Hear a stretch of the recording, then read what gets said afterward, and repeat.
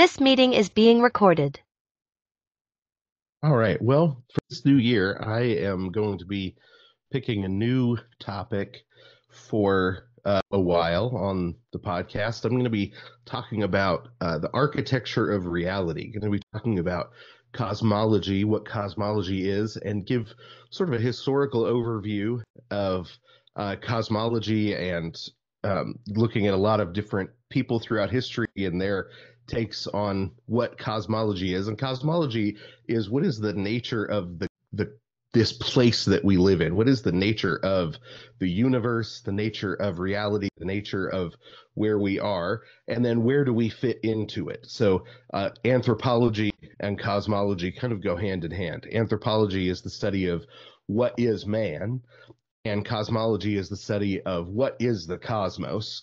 And um, I'm using architecture as the overarching metaphor, and I'll be talking a lot about architecture because part of what inspired this is the question: how did we get from building cathedrals to building the projects, right? How did we get from building the kinds of places the kinds of buildings that we used to build to this new way of approaching architecture? Why do malls seem like a good thing to imitate when we're building a church now, or an entertainment center? Why does that seem like that's what we should imitate when they used to build cathedrals? What's changed? Well, the answer is we have a very different cosmology than they did in the Middle Ages, because church architecture really is theology in stone.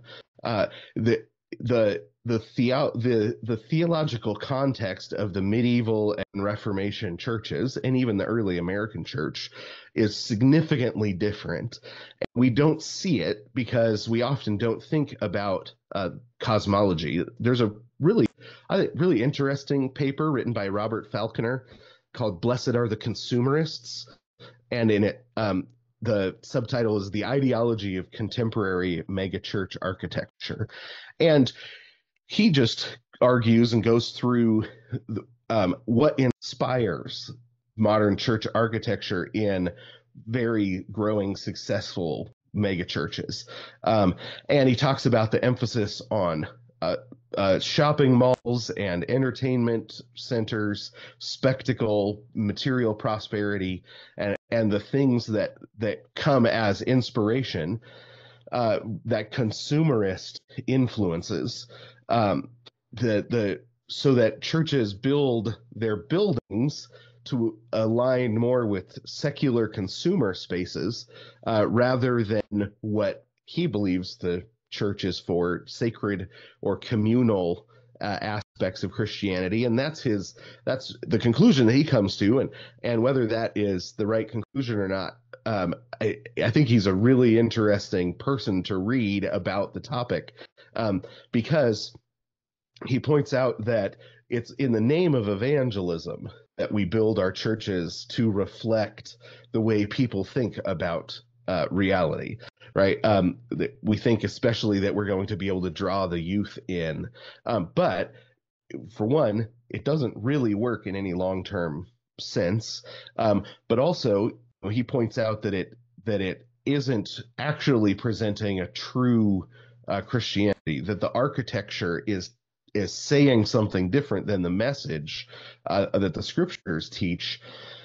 And that's what I want to talk about: is what is cosmological backbone or backdrop, that the theology of the Middle Ages and the Reformation had, that caused them to build cathedrals.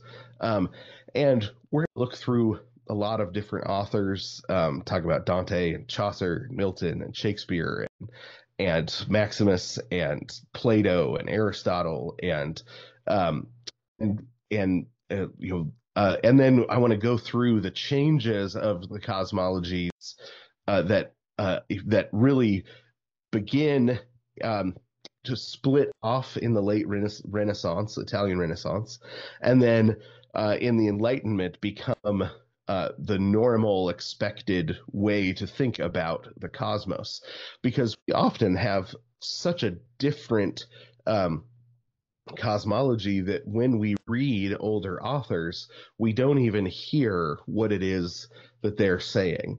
Right? When we read Shakespeare, and you have Hamlet talking with his ghost father, and then one of the guards sees Hamlet walk away, and he says, "There's something rotten in the state of Denmark." Right? We think, well, there's something that um, there's something going wrong in the culture. There's something going wrong in the royal family, right? But when Shakespeare uses that metaphor, he's actually using a common metaphor for the state as a body, or the government as a body.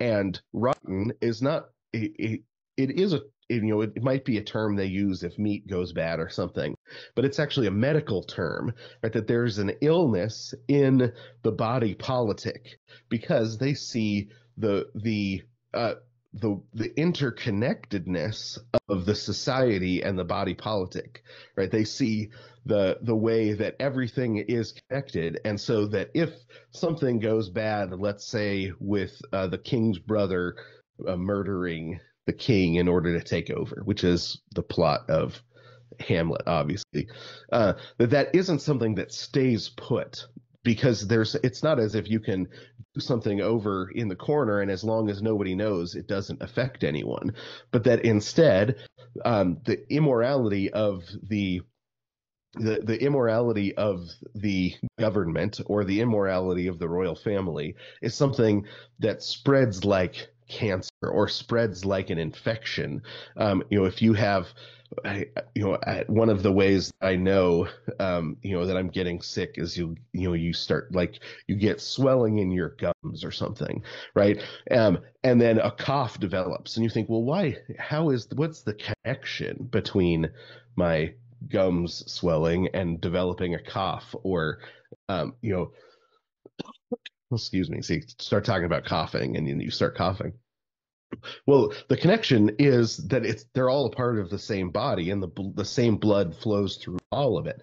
Well, they took those sorts of connections, that sort of interconnectedness of society, serious. That there was a deep spirit connectedness, a deep political connectedness, right? That the body politic was interconnected, so that you couldn't have the king, or in this case, the usurping king, do something off in a corner, even if he doesn't get caught, and it not spread like an infection into everything.